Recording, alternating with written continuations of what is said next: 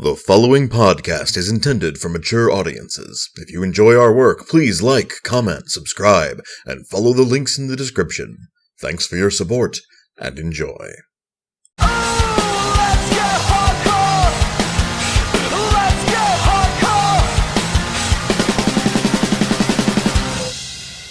Greetings and salutations, listener. It's I, Eric J. Chucky, joined as always by my player 2, the boy. Hey, side note, that one was especially Shatnery. That intro? Oh, yeah, I suppose that it was. I know we do all the down in the description reminders in the opener, but I have a Patreon now, and I would appreciate it if you gave me money, because I could pay bills. That'd be great. This week, we are discussing something that's kind of come up a lot lately in various different ways. And it's an old argument between the boy and I. Well, discussion, I think, is a better word. And that's really what this podcast is, a discussion. It's not like, one of us takes a hardline stance, the other one takes a hardline stance and fights over it. It's more just analyzing the topic. And that is, as you can read, nostalgia as it pertains to video games. How far is too far? And sort of what role does nostalgia play in video games? For me, I've never really had much of a nostalgia in video games switch. There are games I like because the mechanics are similar to other older games that I like, but that's because I like the mechanics of those games, not because they make me feel nostalgic for the older game, if that makes sense. Well, and to be fair, I often find that nostalgia is used like a dirty word. Like, you only liked it because you experienced it in the past, and it was nice back then. Well, that is kind of what the word means. I mean, but the negative connotations I find are recent, relatively. It used to be more of a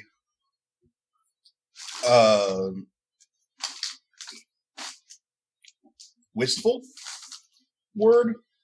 Yeah, like the word wistful, honestly. Yeah. Yes, the past. To be reminded of the past in a positive way through experiencing something new. A good, solid bit of nostalgia was good for you. I think because recently, not even necessarily recently, but it implies a lack of objectivity to your opinion. Sure. And that's why it becomes like fighting words. Because it's used fairly often as a way to invalidate someone's opinion. Uh-huh. You like it because of nostalgia for this other thing you like, therefore your opinion's invalid because reasons. Because nostalgia isn't a valid reason to like something, is usually the undertone.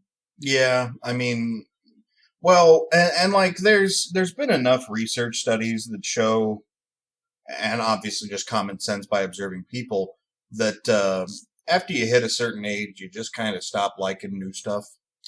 And the age can be different for everyone, but it is sort of, as you get older, the chance is higher and higher. Obviously, this isn't the case for everyone, but in general... I actively fight that. So do I. In general, as you get older, you tend to absorb less new material because the force of nostalgia, partially, it becomes stronger. You more often seek that out than you do an original and novel experience. Well, I honestly don't wonder if this sort of era of our thinking isn't coming to a close, perhaps within the next 20 years. Because the more and more because the reason nostalgia is so strong for us, and there's a feed line the boy usually gives that drives me nuts, but when we are teenagers, we are more emotionally open and receptive. So stuff that we play or listen to or whatever resonates with us more strongly. And when we look back on our childhoods, we tend to romanticize them a lot.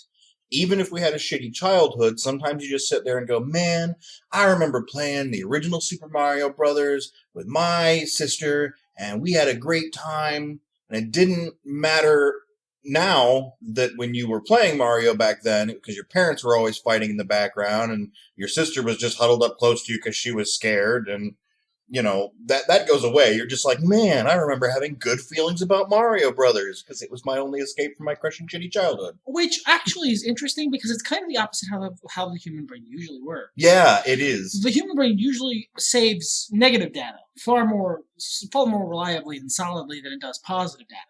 Normally, you remember the negative things about a lot of stuff. That's why romanticizing things. That's why nostalgia has a specific term, because that's not the default setting. Right. It implies something affected you on such a level that it kind of overrides the human brain's default programming of remember the negative experience because that's what might be dangerous and you need that to survive. Right. And I mean that there's something to be said for that. Sure. I would say that. But to my point, before we get too far off track, was that more and more I'm seeing people in their 30s and 40s being emotionally open about themselves instead of the, closed off party animals that we have been for the last 100 years. I think that's safe. Before then, it was basically just repression. Suppression, more accurately. Suppression, repression. There were repressions. Not very many M. No. That didn't really get popular until like the 70s and 80s. Yeah, that's the big M boost of the 70s and 80s. When there was a William Shatner to make fun of. Tied that one around. I didn't even mean to. There you go. But yeah, people our age and older are being more emotionally open and less afraid to enjoy things. For whatever reason, they enjoy them. As a consequence, they also remain, at least I find, generally more emotionally available to new material also. Yes. And that's why I'm thinking maybe in 20, 30 years, this era of clinging so hard to nostalgia might start fading off. I don't know that it will, because a large part of that is just how the human brain works. Well, sure, and it's always interesting to approach old material that we love with new ideas. So I don't think it's going to die as a trend, but I feel like we've been coasting on the power of nostalgia for a while now, and I think while the concept won't go away, it might become less of a topic that's on everyone's lips. You know what I mean? Mm-hmm. And no matter what media you're looking at, movies, games, fucking print, in a way, print in and of itself is nostalgia. Actually, you know what? You're right. A lot of people who talk about, like, the people who sort of fetishize reading an actual book. Uh-huh. Oh, yeah, it's fucking weird. It's nostalgic in a large way. It's, because when I grew up, you had to hold the book, and there's something very real and tactile about it. It's not anymore. You're just deciphering symbols. Sure. The symbols aren't different because you're looking at them on a screen. I like holding a book more because it hurts less when it falls on my face when I lose my grip on it. I don't know what kind of books you're reading. I read big books. I read paperbacks. Oh, I read big boy novels. Yeah. Yeah. Okay. Great big boy novels. I have such a big brain, you guys. To be honest, I don't fucking read books anymore. I wish I could, so. But, when I do read, it's typically on my phone because that's what I have on hand. Yeah. I can't be walking around with a book up my dick, Well, I don't think anybody ever did that. What's going on, Dean Koontz? Good. Well, time to put this back. That would explain the quality of your average Dean Koontz novel, I think. I've never read anything the man's written, honestly. Good job. Yeah. But it's gonna be a term now. Where are you keeping that? It was my Koontz. Your Koontz is your dick pouch? Yeah. It's the cranny in your dick hole. Anyway. In terms of, like, nostalgia in video games. Sure, yeah. The thing that it probably says on the title, maybe. I might say Koontz for all I know. The Koontz. The Koontz. I would say nostalgia in video games is fine to exploit. It's fine to try and make a game that is intentionally designed to sort of ping off the radar of people who liked another older game. If you liked this game, if you like game A, you'll like our game, game B. Yeah, that's just good advertising. Until you start letting it hold the design of the game back. I think that's a good idea. I think that's just a really fucking concise way to phrase that. Thank you for joining us on the Two Nerds Podcast, everyone. Because there comes a point, there is something to be said for designing a game to control similar to another older game that people already like. One, you already know people like the controls. That's good. Two, you already know the cats have decided World War Cat is starting. We're just going to let them work that out. Two, you know, in sort of intrinsically that you know how to make this because you probably played it and you might have access to the code if it's another game, if it's an older game in the series of games you, prospective game maker, are responsible for. So it's not terribly difficult to do. The problem is that games have come a long way in the past 20, 30 years. So when you start becoming more slavishly devoted to making it feel like X, making it feel like Mario, making it feel like the old Mega Man games, making it feel like Contra, or making it feel like, as is a point I believe you were going to mention, the original Unreal Tournament. It's when you get to making it feel like that to such an extreme degree that you hold yourself back from utilizing really solid gameplay innovations that have been made in the last 20 or 30 or 10 years since that game was made.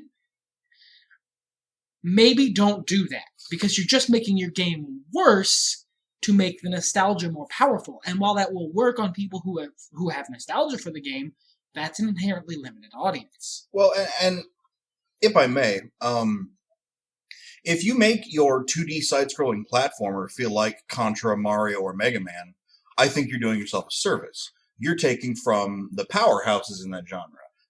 Same with DuckTales. People talk about Shovel Knight, how it feels a lot like a combination between Mega Man and DuckTales. And that's a good thing. They took two of the best platformers of the NES era. Do they just talk about DuckTales because there's a jump on a pogo stick mode?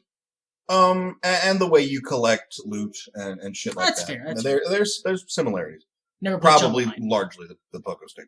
But then we can look at, ironically, the DuckTales remake, which uses the same sort of ideas and principles and controls and whatnot, but it fucks up in that the way they art this beautifully rendered art is depicting the width of a platform is inaccurate to the game's actual coding of the platform. Well, that's a mechanical error. I would say that's not a... I would say it's a mechanical error if they fixed it, but that game has been out for 2 years, and when I beat it last year, it hadn't been fixed. Not all bugs are fixed. No, I mean, sure. I think it's... I just happen to think it's one of those working as intended, this is the best we could do with what we had financially situations. More to it is the Doom beta, which I played very briefly this weekend. I like arena shooters. I liked Unreal Tournament when it came out. I played the multiplayer only Turok game quite a lot. Rented that from my local rental place. Do they have another name? No. That's not clumsy English there, I guess. Quite a lot when I was a teenager. Halo, I basically never played the storyline of. I like arena shooters, multiplayer arena shooters. I never really got into Quake. Whereas I played a lot of Quake back in the day. It never came across my lap, basically. I didn't like this Duke Nukem beta. Not Duke Nukem. This Doom beta. I was about to say, Dan, throwing some hard shade there. No, were we? I was thinking back. I like Duke Nukem 3, and that had a lot of multiplayer. GoldenEye and Perfect Dark on the N64. I played a lot of those too. It was so slippery and slidey and loose and. Now, see, there's an argument to be made against what you're saying. I get what you're saying, but there are people who like that. Yeah. And there are people who would say, to bring back something you said earlier, that's one of the powerhouses of the genre. I would say that commending people for making something similar to DuckTales or Mega Man or Mario, the 2D side-scrolling platformers that you enjoy, because you feel they're good, solid, well-made games, while in the same sort of breath not commending someone for doing pretty much the same thing with Unreal Tournament isn't necessarily a fair position to take. Well, and here's the thing, though. Here's the difference. You're not going to get much better in terms of precision and game feel to those platformer powerhouses. You think. Not everyone agrees with that position. Well, but... most notably, myself. You like Contra. I said Contra. I like Contra. That's true. Is there a better 2D platformer you could think of? Because I'm not even mentioning Castlevania, because it's got fucked up jump arcs and stuff. There's other stuff. There's intentionally fucked up stuff in Castlevania designed to make the game challenging. Yeah. Which is a stupid idea, but Castlevania is still fun, so whatever. I like those games. I'm not saying they're not well made. I'm saying that game feels a very personal thing. I suppose, but I'm... Like, can you think of a 2D platformer that does that game feel better? I haven't really played many beyond the classics. Once 3D platformers became a thing, I kind of transitioned to those, and then I just transitioned to other game modes, like RPGs and strategy games. I honestly, beyond the classics, this is sort of weird, I'm just thinking about it, but beyond your Man's Mega, your Mario's Super, there's no real funny way to say Contra, it's one word, your Guns Mans, I guess. I haven't really played many other platformers. I played most of the classic NES, SNES, Sonic, the Genesis Sonic titles. has good. Sonic has okay mechanics. Sonic's the kind of a original different Sonic, beast. in terms of actual mechanics, isn't super great. 2 is better. 3 better still. But I'd say it's more complex, but I don't think there's anything wrong with the... I really don't like the physics of the run-up in the first Sonic game. Okay, that's fair. It just feels very muddy to me, and I never quite enjoyed it. I don't know that I have enough experience to really give you a counterexample, because I don't have. Okay, that's fair. I play a lot of platformers. Recent-ish. They Bleed Pixels. What little I played of Super Meat Boy. I just wasn't particularly taken with it. I didn't like that time travel game that was like crazy. Super Time Force? No, I love that. That was fun. No, the other one that was like about the atom bomb. Oh, I don't know. I can't remember the name of it. You guys know what I'm talking about. There's a bunch. I play a bunch of 2D platforms. See, then this might be a case of just like greater expertise on your end, Perhaps, sort of winning out. Because I don't have the expertise on platformers, so... Well, and this is why I'm comparing it. Here's the trick. This is the rub. There's only so much you can fuck up with a 2D platformer. There's like 5 things. The jump arc needs to feel like a jump arc. Starting and stopping needs to feel natural and look the way it feels. And you have to feel in control of your character to a pretty strong degree. In video gaming... It needs to feel fair. Yeah, it needs to feel fair. It's a great way to put that. In video gaming, there's a lot of... once I jump, I feel like I should have control over my jump in midair, even though that's violently unrealistic. It's sort of become an accepted conceit of the genre. It's not entirely unrealistic.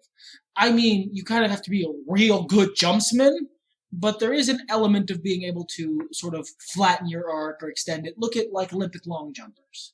That's not all right? And sure, I but jump, and now it's just Jesus take the wheel. No, there's technique in the after. An Olympic long jumper cannot return from whence he came after leaving to a certain degree. Well, that's physics, but that's why I said it's not in. You can in real life. You can sort of.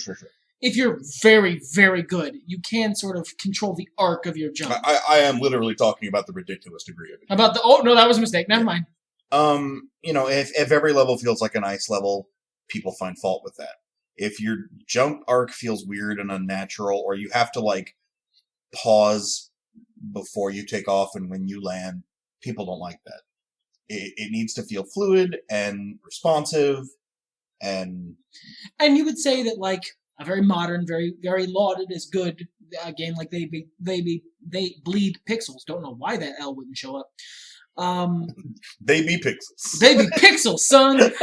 They bleed pixels isn't necessarily any demonstrably better than like Mega Man 2 in terms of just sheer game feel and mechanics.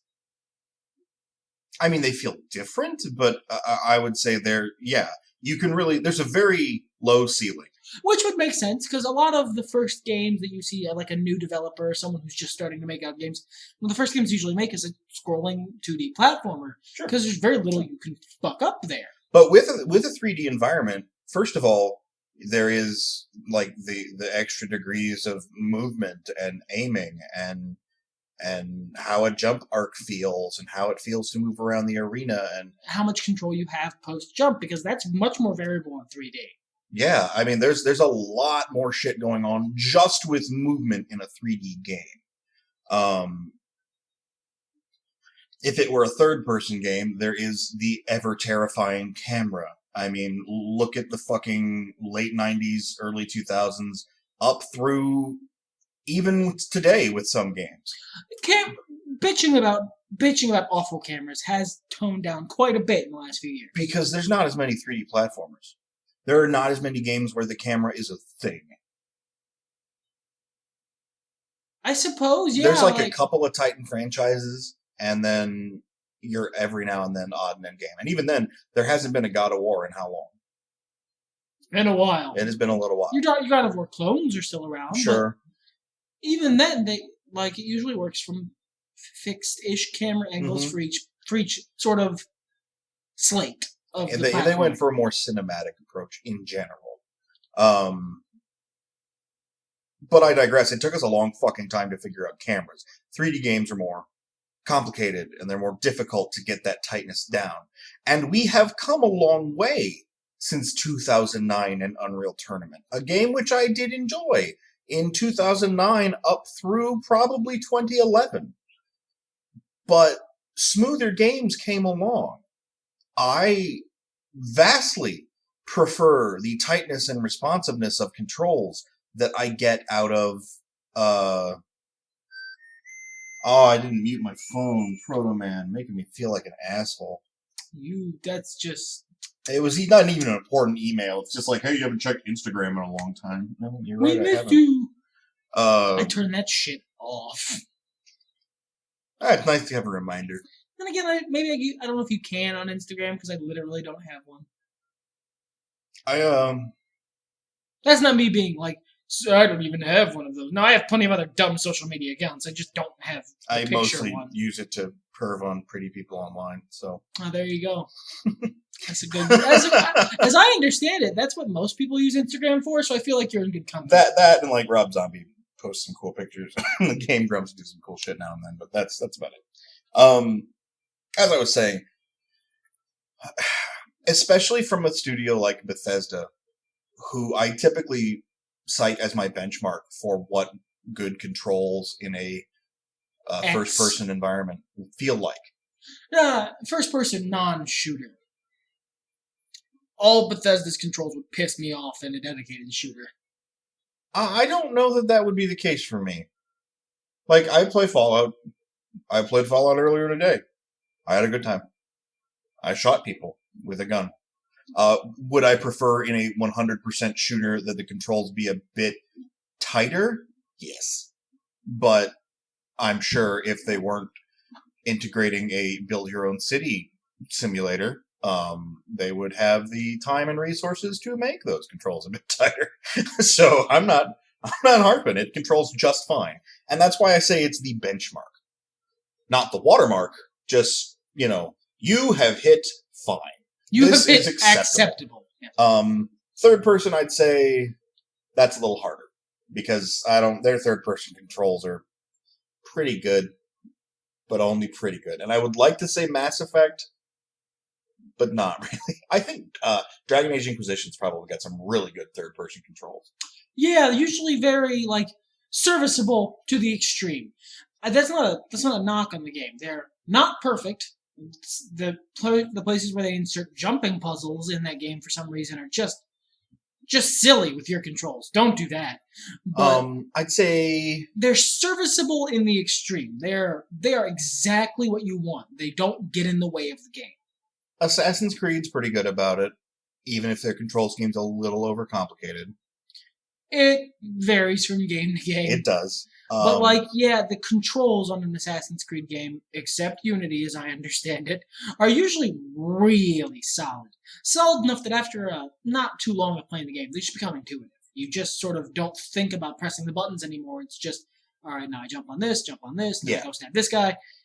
And that's what really good controls should be.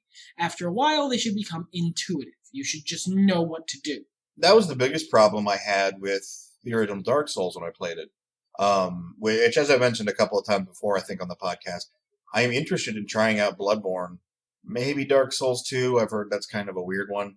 And to that extent, Dark Souls 3, because it looks like it plays a lot more like Bloodborne, because the controls look better.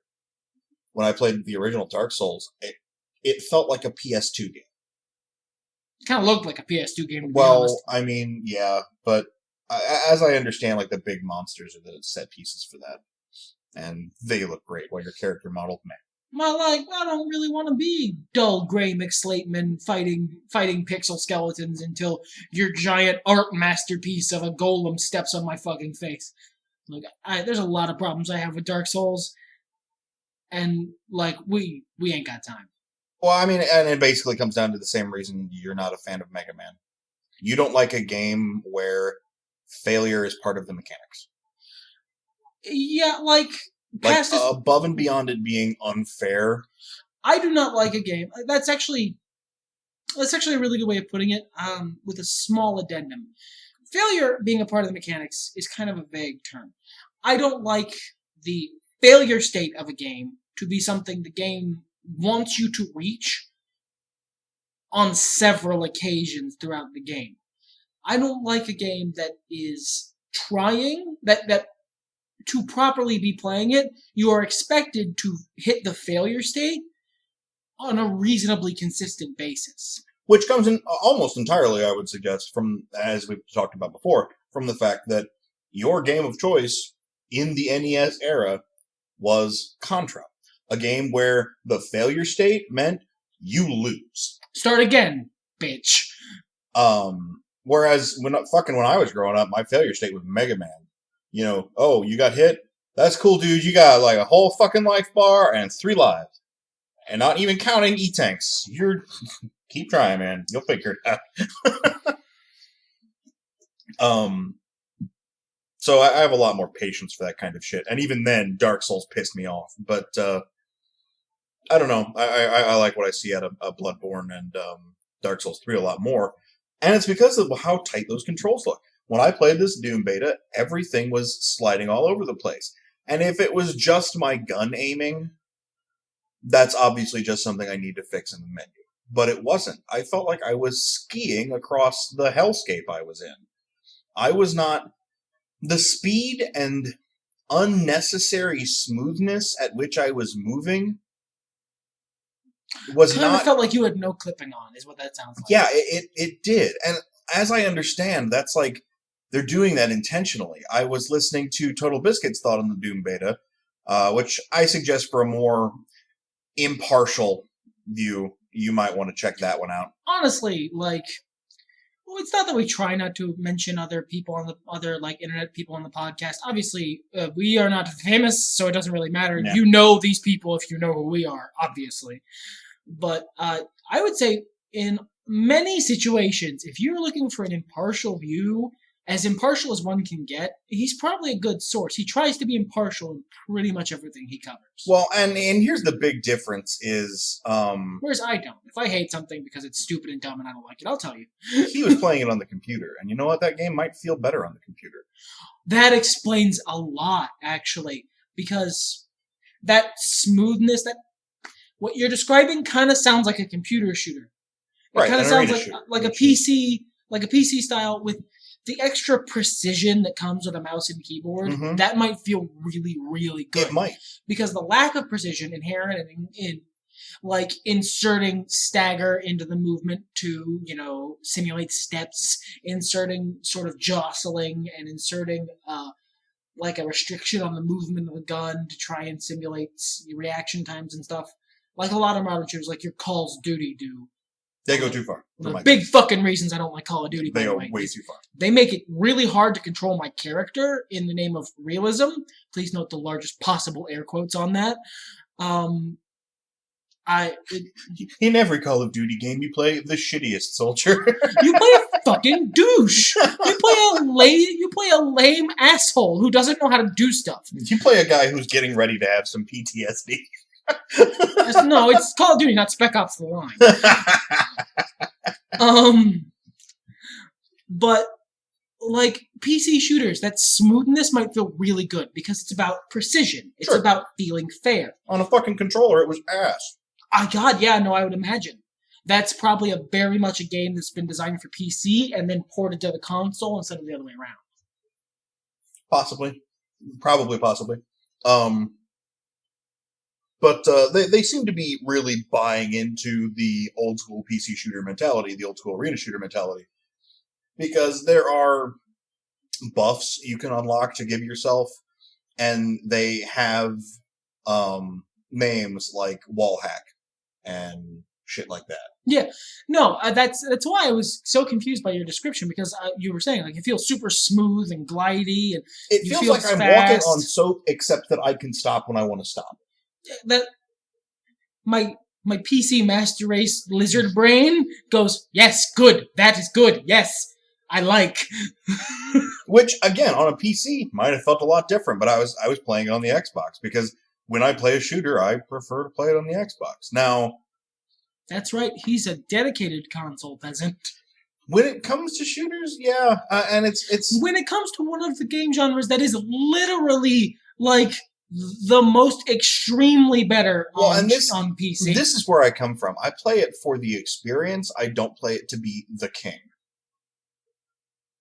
Behold. Yeah, and if you are playing it on a competitive level, if you want to play to win, if that's your goal, your skill can be most accurately and fully transmitted through the medium of a mouse and keyboard. Yes, I would agree entirely. When I played Unreal Tournament for a while, I got good at it. It was easier, and I mean that as in like more fluid, not as in it's more precise for babies. It was easier to get my maximum precision out of the controls. Is the end of my sentence. Whereas there's a lot of shit that gets in the way on the console. Now, however, I will say that we also were playing the Battleborn beta. Yeah, I played the Battleborn beta. We played it on console because, let's face it, we're not making $1 billion internet dollars. And if we want to play it on PC, we got to buy 2 copies. Yeah. So we played it, the open beta, on the console. I didn't hate those controls. No, I thought they were great. The only thing I really hated is there was a lot of shit on my screen. He's very busy. It is a very busy game. I think I'd like that game a lot more on PC simply because of how fucking busy it is. And on a PC screen, I can much more easily, allocate. Big ass screens. Yeah. It would be easier. On split screen, it's a little busy. Especially because of where the map is. Now, maybe when they release it, you'll be able to tell that map to go fuck itself. But or at the very least, put it in a corner like maps and shooters usually go, instead of taking up roughly a third of my screen. Yeah. Which might be to preserve the aspect ratio. We have a goddamn huge TV, and all things considered, and I was still like, I can't see. I would hate to have a regular size TV. Honestly, it was probably to preserve the aspect ratio. Perhaps. I mean, whatever though. I would have rather they put black bars on both sides and centered my bullshit. Same. It being off-center was so weird. But the game itself controlled fine. I didn't hate those controls at all. I played mostly the healer, the mushroom guy, whose name I don't remember. That was super fun. It felt very powerful. It felt very impactful. I felt like I was participating. And that's kind of where I have an argument against Team Fortress as well. Everybody loves Team Fortress. Even when I played it on PC, I felt like I was bouncing around in a cartoon world. I don't like Team Fortress. I don't mean that as a slam against the graphics. The graphics are fine. I liked Firewatch. But It's the controls. It's the control. Team Fortress is actually a great example because it feels like, I'm sure there are people who will be like, well, if you like Unreal Tournament, how dare you not like Team Fortress? They're the same. Bullshit. Team Fortress's controls are floaty and unresponsive. I would say that Doom's controls were better. That's why I compare them to Unreal Tournament and not Team Fortress. But, like, I still felt like I was fucking sliding on something. You feel like you're not there. You feel insubstantial. Mm-hmm. I like to feel... I'm eating. I'm sorry. I'm hungry. I like to feel like I'm controlling a character and not moving around a gun pointer to kill things. It's good to feel like you have weight in the world. Mm-hmm. That makes sense. It helps with immersion, and it helps me gauge my reflexes better. Yeah. And I don't wonder if the desire to make an arena shooter is hurting it. Now, in the end, as I've discussed with a couple of other people, basically that just means this game is not for me. Okay, that sucks because I was kind of looking forward to it, mostly for the single-player campaign. But not every game needs to be for every human. Like, yeah. There are games that aren't for me. Like, I have no interest in Everybody's Gone to the Rapture. I have no interest in Gone Home or... Gone Home was good for the price I paid for it. And that's nice.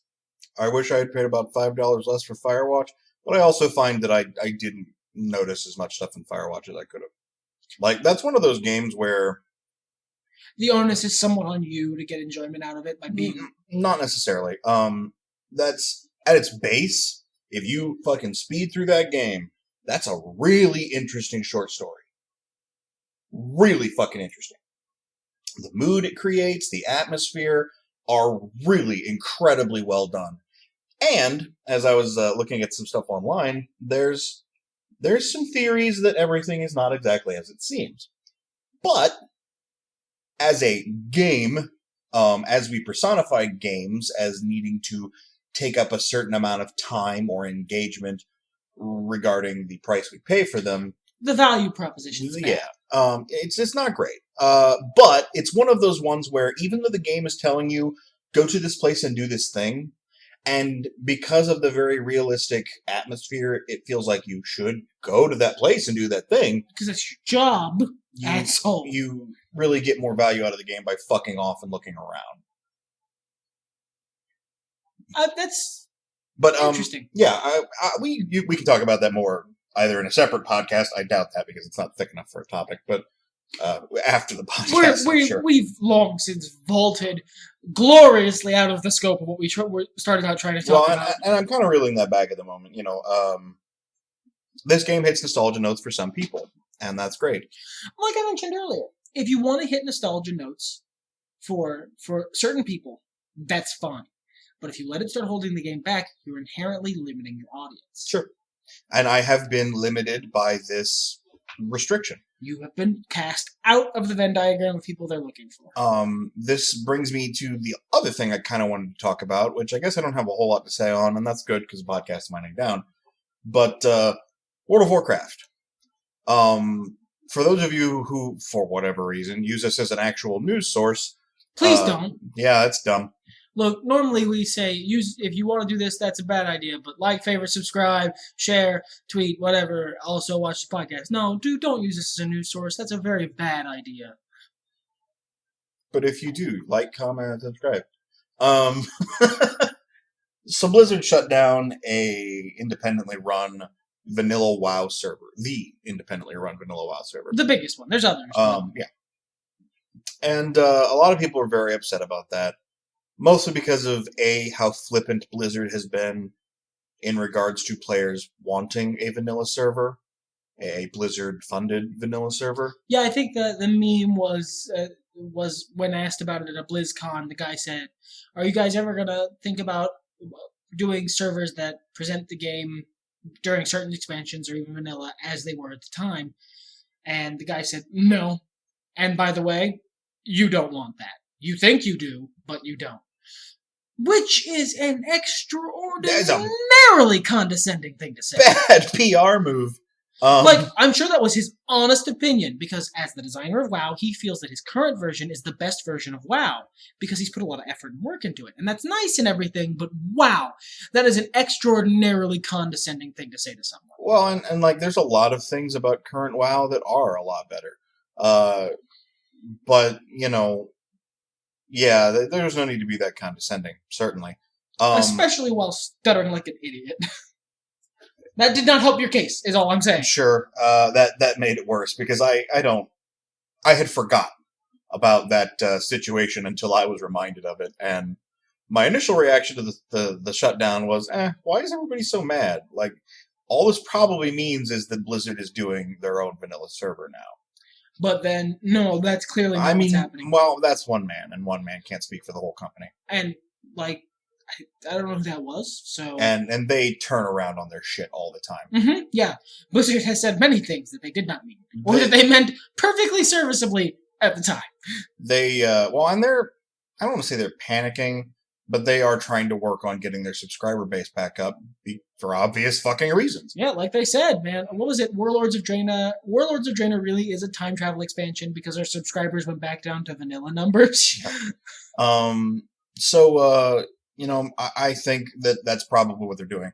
I think that's probably why, after this thing existing for so long, they shut it down.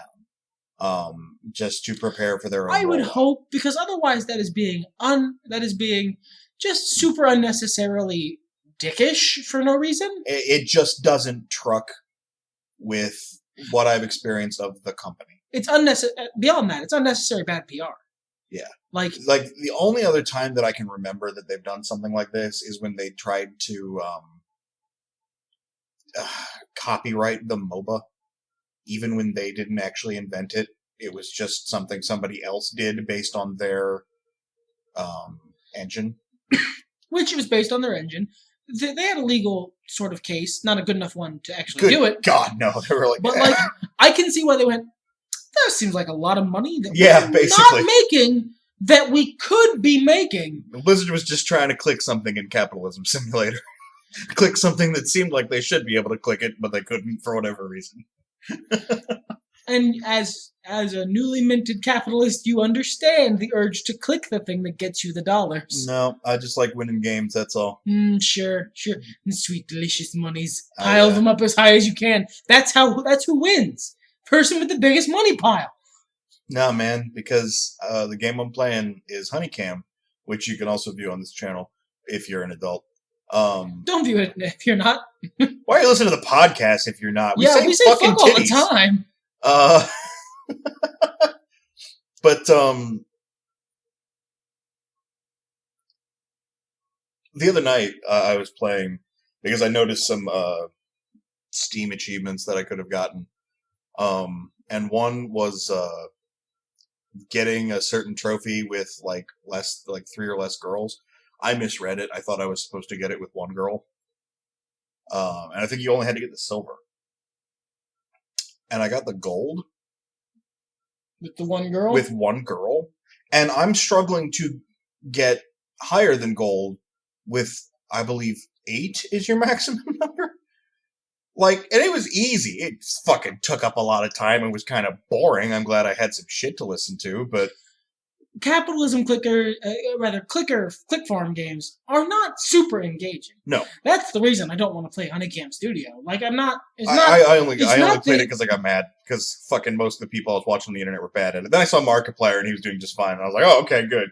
Fucking somebody out there gets it. But it's just, no thanks. And it's mostly paid for itself in Steam trading cards, so whatever. Hey, yeah, there you go. Yeah, I basically got this game for free because of Steam trading cards, so I ain't mad at all. But yeah, I mean, yeah, that kind of winds down our discussion. It was a discussion. I didn't mean to have a resolution here, and like I said, the title's probably going to be Koontz at this point. So the Koontz. The Koontz. Hey man, look, I like the new find something funny in the podcast, name the podcast that. Yeah, fuck it. I mean, it's a little clickbaity, but whatever. We're not getting that many clicks. Put out that bait. Gotta bait them. Fuck, I put a titties in my videos and my fucking views went up 4-fold. Hey, man. I mean, If it works, it works. That's only 8, but still.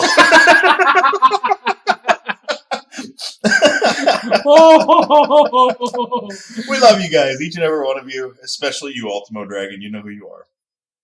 Well, everything's better when nerds talk about it. Fuck it, let's get hardcore!